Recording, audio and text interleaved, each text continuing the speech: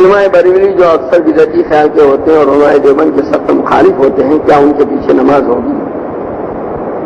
یہ بدعت کے متعلق لکھا ہے کہ دو طرح کی ہے، ایک عملی بدعت اور ایک اعتقادی۔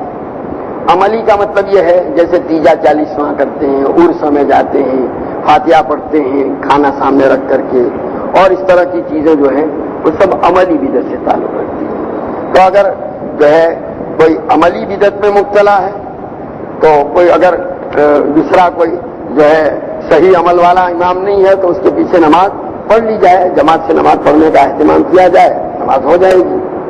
اور اگر وہ اعتقادی بدعت میں مبتلا ہے، یعنی کوئی ایسا عقیدہ ہے جس کی وجہ سے وہ ایمان سے خارج ہو جاتا ہے، جیسے حضور صلی اللہ علیہ وسلم کو عالم الغیب سمجھنا، حاضر ناظر ماننا، تو اگر وہ بدعتی اس طریقے کا ہے تو اس کے پیچھے نماز درست نہیں ہے۔ دیکھ لو کیسا ہے وہ۔